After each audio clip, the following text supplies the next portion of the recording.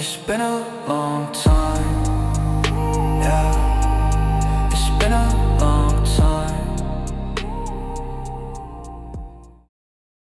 So I know I've mentioned this a few times, but my wife and I have 5 daughters and we recently moved to this new house. And for the downstairs area, we've purposely wanted to keep this completely open for the kids to run around, kick balls, play tag, shoot Nerf guns, practice gymnastics, and overall just do what kids do best, which usually involves them breaking stuff. Now, the only problem with this is I also want a spot where we can all hang out as a family and watch movies together, but that involves some very expensive equipment that would 100% be broken within 2 weeks down here. So my challenge in today's video is to build an epic, top-of-the-line, family-friendly entertainment area that'll give me the home theater I've always wanted, but do it in a way that takes up minimal space, keeps the basement an area where the kids can be kids, and I'm not worried about $15,000 worth of equipment getting destroyed. So without further ado, let's begin. Now you can probably see how dirty the walls are in this back nook area, which means the first order of business is to give everything a fresh coat of white paint. And because this is my basement and there's no windows, the white paint is going to help ensure that this area stays bright and cheery. Plus, I'm absolutely going to be adding some custom LED lighting, so it'll be great for that as well. Now, before getting into some of the equipment, I'm curious if there's anyone else out there like me who would rather drive a beat-up, rusted '07 Dodge Grand Caravan if it meant you had a little extra money to spend on your hobbies. And maybe someday I can upgrade to the Toyota Sienna, but for now, this is perfect, and it allows me the flexibility to buy some of the things I need to make videos that I'm not able to get companies to send out. So with that being said, I did have my eye on a couple really big ticket items, and thankfully, those brands were more than happy to send out the products for me to use in this video. Now, this was the first item to show up, and it arrived in a crate made of wood, because I guess if you're spending a ton of money on something, they spare no expense when it comes to shipping. Once you get the side panel off, you'll find 3 very large boxes. The top 2 are heavy, but not impossible to handle with one person, but the bottom one is about double the weight, and I highly recommend you finding a friend to help with that one. So after about 3 more weeks, everything for the project had finally arrived, and I brought down all the boxes to my basement, which is where the fun begins. Now, these first 3 boxes are what arrived in that wooden crate and holds arguably the most important part of the setup, which is the main cabinet from the company Nothing Projector. Now, I first heard about this company about 2 years ago when Rob over at The Hookup tested a bunch of ALR screens, and one from Nothing Projector got the award for best value. But other than screens, they also sell projectors, and they offer the biggest variety of motorized cabinets that come in a bunch of different color options. Now, 100% the main reason why I decided to go this motorized cabinet route is because when you're not watching a movie, everything will retract in, which means all the expensive equipment will be protected from whatever crazy stuff my kids do down here. Next is the actual screen, and I went with Nothing Projector's Black Series 120-inch floor-rising ALR screen. And because my basement is a light-controlled environment, I'm able to go with a lower gain screen. This one is 0.6, which will help with producing deeper blacks as well as better viewing angles, so no matter where my family sits, it'll look good. So the other big ticket item is the UST projector, and I went with what's considered by most to be the best one in the market, which of course is the AWG 3500 Pro. This is their flagship model and wins pretty much every award there is in the ultra short throw space. More on this later, but the final package is AWG's wireless 4.2.2 Dolby surround sound setup that becomes 5.2.2 when you combine the 3500 Pro as the center channel. So I'll first start unboxing the cabinet, and these are all handmade, so the quality is going to be infinitely better than if you've ever bought a media console off Amazon, Wayfair, IKEA, or any of the other big box outlets. I ended up deciding to go with a matte white finish, and I'm fully aware that it's going to get dirty, and I'll have to clean it frequently, but I wanted it to better fit in with the aesthetics that I'm going for down here. As I move on to the second box, this one's going to be the center part of the unit, and this one has all the mechanisms and moving parts that will automatically open and close with the UST projector. Because this has all those extra components, it is about double the weight of the outer cabinets. And you'll see this later on, but if you're putting this on plush type carpet like I have instead of hardwood floors, due to the weight, you'll need to use some shims to adjust this since it'll sink down lower than the others. And finally, I'll slide the third piece in place. Now these are just butted up against each other, and other than unboxing, there's no assembly required, which is a nice change of pace for me. Moving on to the 120-inch floor-rising screen, and this is very heavy and very well packed. And once you get everything out, make sure to stick the included black pads to the 4 movable square metal plates underneath. Using these pads, besides preventing scratches, will raise the underside high enough to slide any cords and wires you might have outside the media console into the cabinet.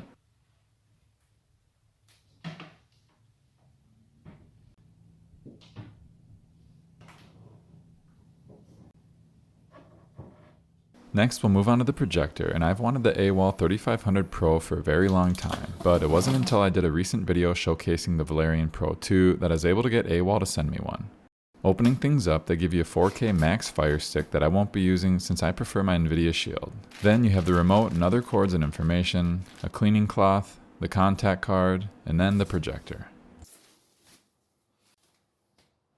And if you yourself have ever looked into UST projectors, I'm sure that for the vast majority of people, this is one that's near the top of your list. With its 3000 ISO lumens, triple laser, Dolby Vision and Dolby Atmos compatible, active 3D, 2500:1 contrast ratio, 24 FPS performance without adding frames, and lag time of 8 milliseconds for gaming, this is just a beast of a machine that I'm super excited to test out. And finally, the last big ticket item is AWG surround sound system. And like I mentioned before, this is their 4.2.2 setup that becomes 5.2.2 when you use the actual AWG projector and its 36 watt speaker as the center. And I must say, I do like the look of these. I love the light gray, I like the smaller size profiles, and because this is a wireless setup, I love the fact that I only have to worry about power and nothing else. So the first thing I did was put the two front speakers on the stands that you can get for this model, but I realized that in order to put these on either side, I would have to move the two subs out a lot further than I'd like. Now I don't think this looks horrible and it would certainly be the easiest way to go, but A, speaker mounts like this that are freestanding are a horrible idea when you're trying to kid-proof a setup, and B, my brain was turning and I had an idea that I thought might look pretty cool. These speakers come with the smallest wall mounting system I've ever seen. This black piece gets screwed into your wall, hopefully to a stud, but if not, you have the drywall anchors you can use. Then this little black metal piece gets attached to the back of the unit and then it slides into the groove right here. So I went to my wall and attached these mounts to either side of the setup using the drywall anchors, and lo and behold, they were actually able to support the weight of the speakers and they feel pretty sturdy. This will allow me to slide the subs further back, creating a much cleaner look and 100% more kid-proof. Now that I had the framework down, it was time for me to get creative. I first removed the subs, took down the right and left speakers, and moved the cabinet out from the wall to give me space to work behind. Then, since I knew I'd be running a lot of wires into the cabinet, I set aside the screen for now. The first thing I'll be doing is using some 2-meter diffuser channels from a company called Muzada. This is their U108 model, which I've used many times before because it perfectly diffuses LED strips, eliminating hotspots with strips that have at least 60 LEDs per meter. And to get them attached to the wall, I'm only using some removable 3M sticky pads. So my idea is to use that black mounting clip for the speakers as a guide for how far apart to place these. Using a level and butting the right profile up against the black bracket, I'll install this vertical going pretty much up to the ceiling. Then I'll do the same thing with another profile on the left side. I'll do the same thing over here, and in case you're wondering, these profiles are getting placed so that the light is going left and right on the wall, not directly facing outward towards you, which you'll see why I'm doing it this way here in a bit. For this next step, I'm going to be using more of the same profiles, and I'm very fortunate that the previous owners of the house installed some nice thick and chunky baseboards because these profiles are pretty much the same width as those baseboards, which will allow me to install them pointing up with nothing hanging over. And for the corners, make sure you reinforce the cut points with some painter's tape, and you can see how nice the 45-degree angles come together. Moving on to the LED strips, and I'll be using the brand new 12-volt individually addressable SK6812 lights from BTF Lighting. And the reason these are my new favorites is because you still get the benefits of individually addressable LEDs for smooth animations, but the benefit of 12 volt over 5 volt, meaning you can do longer runs without needing to inject power. And these are also probably the easiest LED strip out there if you're learning to solder. Here the 12 volt version is on top and the 5 volt version is on the bottom, and you can see how much bigger the copper pads are, which gives you more real estate to work with.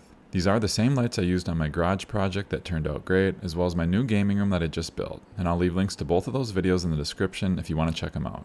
Now, since these strips do take the standard 3-pin JST connector, you could just piecemeal the length needed using those, but I always advocate for people to learn how to solder because it's actually super easy and it gives you so much more options when it comes to projects, and that's exactly what I'll be doing here. I'll first take out my all-in-one soldering kit, and if you're curious on what this is or how to get it, I'll leave a link in the description you can check out. I'll be cutting off the first LED and then applying some solder to the 3 copper pads on the strip. And using a USB-C battery pack, this can get up to about 700 degrees Fahrenheit. But for stuff like this, I'm generally in the 600 degree range. I will mention though that this kit comes with lead-free solder, but I still prefer my leaded solder, and this stuff from Kester is the best I've ever used. Next, I'll be prepping my own wires to attach to the strip. This will give me the flexibility to have my controller and power further away from the start of the lights. And my recommendation is to use more than you'll think you'll need because you can always cut them shorter later. And to make this easy to follow, I'll keep everything as consistent as possible. Red will be power, green will be data, and white or black will be ground or negative. Now, I don't want to take 10 minutes going over every detail of soldering and getting the wires attached to the strip, so I'll speed through this part. But just know that I already made a couple how-to solder videos that goes over everything I'm doing here with close-up footage and extremely detailed commentary that I'll link in the description if you're interested in learning this simple skill.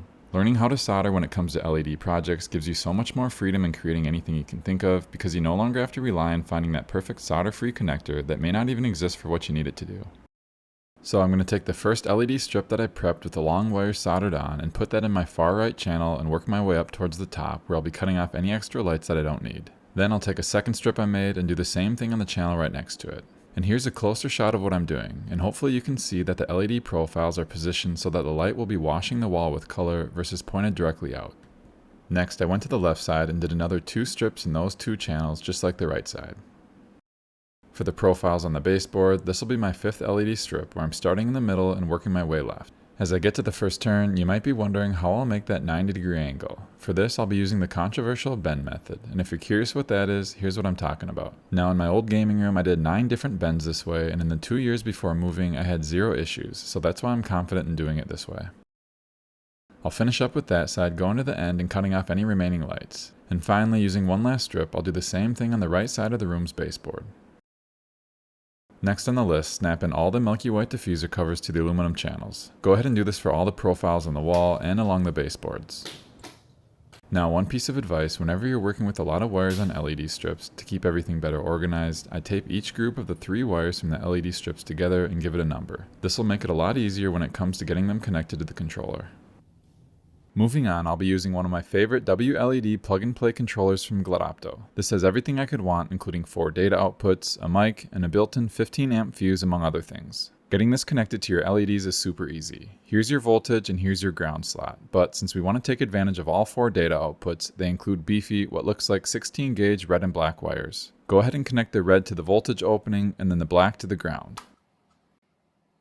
They also include these Wago connectors, which splits the data and ground. Connect one to the red and the other to the black.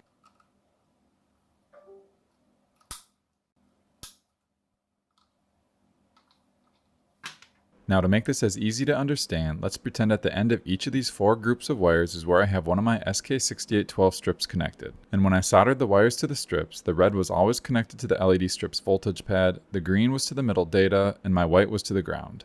So all I have to do is connect each of my green data lines coming from the LED strip to one of the 4 data openings on the Glidopto controller like I'm doing here. And it doesn't even matter what order they're connected in, since you can change that all in the WLED software. Then you can open up the slots in the Wago connectors, and this is pretty self-explanatory. All my red voltage wires from each LED strip will go into one of the openings that's connected to the voltage Wago, and again, it makes 0 difference which slot you choose. Then all my white ground wires from the LED strip go into the Wago that's connected to the ground on the controller. For power, I'm going to use this high quality 12 volt 12 amp unit. I'll then take 2 3-slot Wagos and connect one to the voltage and one to the negative wire on the supply. Next, I'll take some thick 16 gauge red and black wires and cut 2 small strips out of each. After stripping all those back, I'll insert the 2 red into the Wago connected to the power and then the 2 black into the other Wago. And all this is doing is splitting the voltage and ground so that we can power 2 controllers with the one supply versus having to use 2 separate ones. So this is the black version of the controller I just showed you that has the 4 data outputs. And this is the controller where the 4 vertical LED strips in my wall will eventually get plugged into.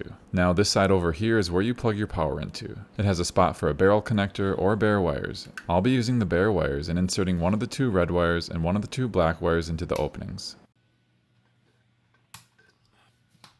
Then for the remaining 2 strips I have on the baseboard, I'll be using Glidopto's new high-end model, the Elite. This has about everything you could want, including Ethernet for those who want a hardwired connection. And for this, I'll use the remaining red and black wire that we split from our power to connect to the controller just like we did on the first one. Next, I'll bring everything over to the cabinet to begin connecting the lights to the controller. And another benefit of this cabinet is they give you a ton of space in the back for all your power strips and HDMI cords that you'll be concealing.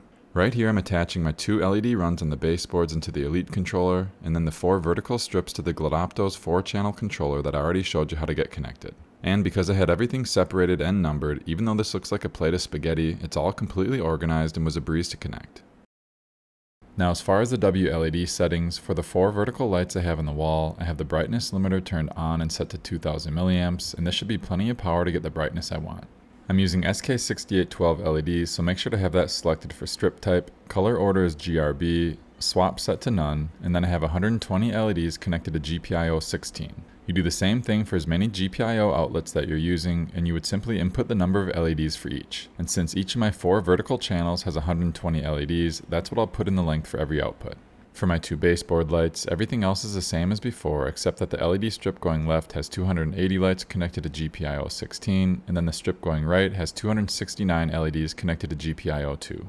Now, if everything I just said made absolutely no sense, I'll leave a link to a video I already made that walks you through every easy step in great detail on how to connect, set up, and control LED lights using Glidopto's controllers. So this is where the fun really starts. I'm going to take my front left speaker with the power cord attached and remount it on the black bracket. Now, what you probably already realize is that space between the 2 LED channels that are on the wall act as a perfect spot to run our power cable down to the floor, and you'll see here shortly what I'll be doing to close it up. But first, at the bottom, I'm using some cable concealer tracks to tidy up the wires from the speakers and the LED lights.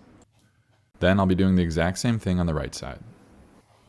Next, I'll be attaching some double-sided sticky tape to all the vertical profiles on the wall. I have used this for many projects and it works amazing and it's super strong. And because it's so thin, it makes anything you attach to it look like one solid piece.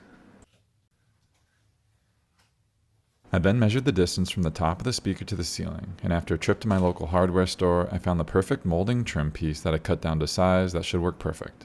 I went ahead and lined everything up and attached it to the profiles. And this will be doing a couple things. A, it covers up the aluminum frame, making it blend in and look like an architectural part of the wall, and B, for under the speaker where I have the wire, it'll allow me to hide that from sight, creating a super clean end result with 0 visible cables.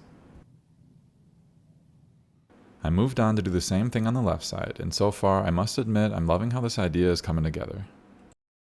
So moving back to the projector, if you want to use the 3500 Pro as the center channel, here's how you do that. Plug in the wireless receiver into the eARC HDMI port and then connect the USB to power the device. Next, plug in the aux side of the AV cables that the projector comes with into the aux port on the back. Then take the AV cables that the speaker system comes with and go red to red and white to white, and then the green aux side goes into the receiver.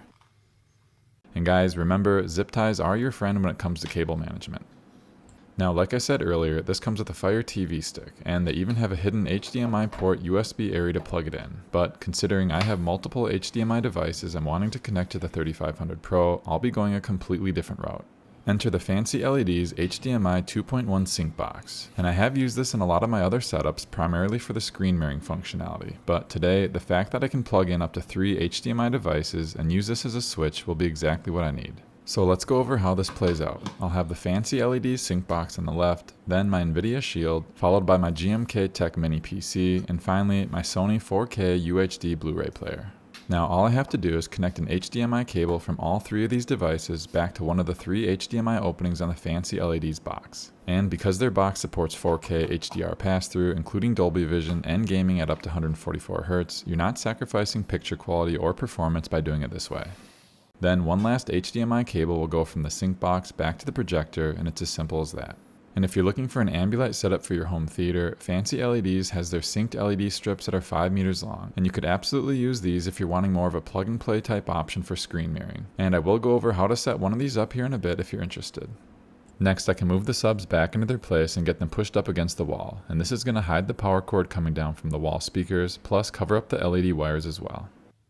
And finally, I'll put the screen back in and then push the cabinets as close to the wall as possible. And then I'll use some shims to raise up the center part of the media console to get it as level as possible with the others. So this cabinet screen combo comes with a USB splitter that you'll plug into the back of the projector. Then you'll plug in the white dongle that comes with the screen to one of the openings. This is what will trigger the screen to automatically go up when you turn the 3500 Pro on. You'll also find a USB cord in the cabinet and you'll plug that in as well, because this will trigger the tray to expand at the same time. I'll put the projector in the cabinet and then get the surround sound wireless receiver reconnected, connect my one HDMI cable from the Fancy LED sync box, and finally the power. Once that's all done, I'll push the button on the cabinet controller and everything will automatically close up. Moving on, let's turn our attention to the cabinet where I have all my devices connected. And as you can see, when you combine the HDMI cables with the power cords, it's kind of a mess to look at. And I realize a lot of people could care less, but I had an idea how to clean this up. First, I took every HDMI cable and power cord and wrapped it in some white Alex Tech cable mesh sleeves, and I've used these in a ton of other projects, and they definitely help create a much cleaner install. Next, I went to my hardware store and got a long piece of staircase trim and cut that down to the size of the cabinet. I then brought out my router table and used a drill bit to notch out a bunch of half circles along the bottom of the board. Now, hindsight's 20/20, but if you end up doing this, use a slightly larger bit since these ended up being a little bit too small, which you'll see here shortly. So here's what it now looks like with the trim piece inserted. I'm running all my wires through the notches from the router bit, and it hides all the ugly cords behind. And if I did make the notches a little bit larger, the board would sit more flush with the bottom. And I ended up doing the same thing on the other side to hide the cords from my wireless router and PS5.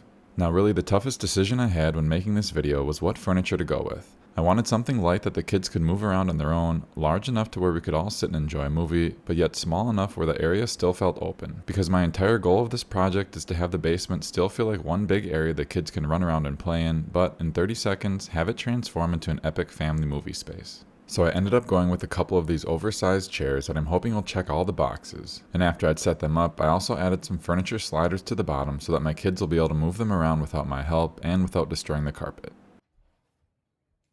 Well, my idea is finally starting to come together. The space still looks and feels like a play area. They now have some nice comfy chairs to relax and read books on, and we didn't have to get rid of anything. And in case you're wondering, we purposely don't want anything on the walls and we don't want shelves down here because that stuff doesn't hold up well when they're down here with their friends playing soccer. But when we want to watch a movie, we can now simply slide the chairs out, move them together, get the popcorn, and we're ready to go. Now there is going to be one area of compromise, and that's with the rear surround sound speakers. I'd love to hear any creative mounting ideas y'all might have that would keep them safe and out of the way when not being used, but for now, if we want to watch a movie, I plan on taking the extra 30 seconds to bring them out of the closet and set them up. And guys, pushing the power button and seeing everything come to life is obviously super cool, but the fact that a $5,000 projector and a $1,500 screen is safely tucked away when not in use, in my opinion, is why a lot of people would buy something like this. And as you're seeing this in action, I want to point out that you can save the height of the screen and how far the projector comes out so that when you turn everything on, it'll go to the exact same spot every time.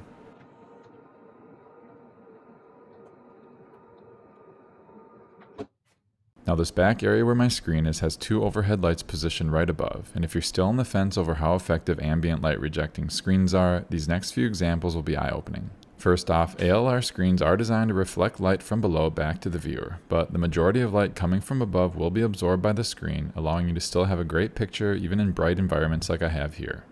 And this is how it plays out in real life. I have all my lights turned on at 100%, and with just the projector in the wall, this is what I would consider to be unwatchable. Now remember, this is about worst case scenario with the overhead lights directly above the wall, but as I raise things up, you'll begin to really appreciate what these ambient light rejecting screens are able to do. So the ALR screen is certainly doing a great job, but the other part of the equation is that the AWOL 3500 Pro is one of the brightest UST projectors on the market. So when you combine these two together, it's not surprising how good this looks even with direct overhead lights shining down. For this next example, I have all the lights turned off in my basement and the UST projector is again shining directly on the wall. And while most people would be completely happy with this image quality, it's not until you see it with an ALR screen that you realize just how much better it can be. And like I mentioned earlier, this particular model has a 0.6 gain, which is going to help with black level and contrast performance as well as better viewing angles.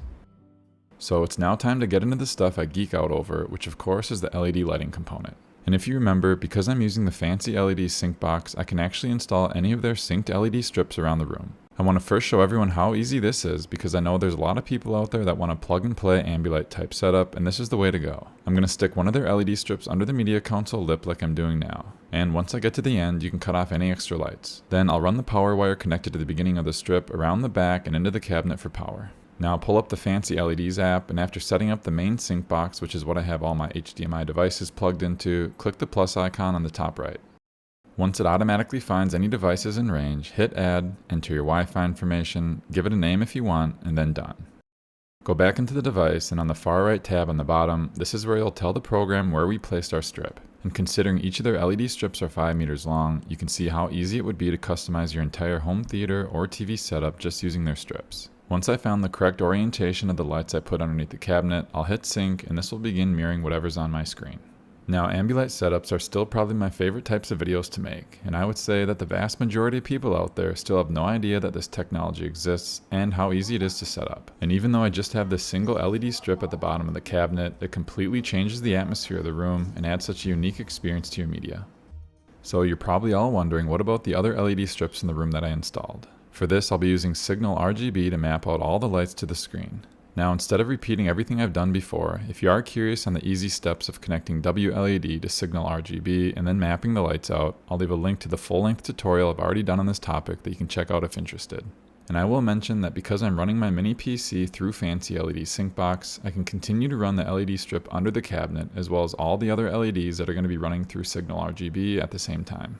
So when you put it all together, you get an epic full immersion Ambilight setup that reacts to the colors on the screen. And this should go without saying, but not everyone's going to like this type of lighting. However, considering videos I've done on Ambilight setups have over 4 million views combined, there's certainly a huge number of people who are interested in creating setups like this. Now, I obviously love it and can't get enough, and I'm already thinking of ways to put LEDs behind the screen and near the top of the ceiling to fill things in. So before leaving you with a ton of final footage of everything in action, I wanted to quickly share my thoughts. Obviously, there's no sugarcoating it, this is a very expensive setup. The UST projector from AWOL is top of the line, the ALR screen is about as nice as it gets, the cabinet is premium in every sense of the word, and the surround sound setup runs laps around my old Klipsch 5.1 system. But I do know there's a ton of people out there like me who have kids, they don't have a space for a dedicated theater, and they can't justify buying expensive equipment when the odds are it'll just get broken. And even though my guess is the main marketing message for cabinets like this are the minimal footprint, I actually think the best marketing for this type of product is exactly what I showcased today. Parents with small children who want a kid-proof setup. Now this all turned out better than I could have ever imagined, and big shout out to Nothing Projector and AWOL for making it happen. Thank you all so much for watching, and I hope you enjoy the far too many final results.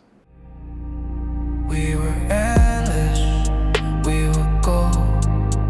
City lights, night so cold. I see you there, you're all I know. I'm holding on, you're letting go.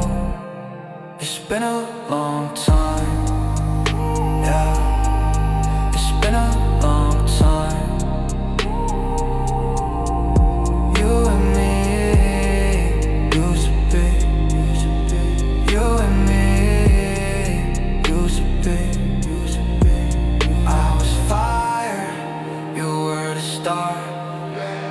Midnight drives, didn't get too far. You slip away, you're all I know. I'm reaching out, you're letting go. It's been a long time.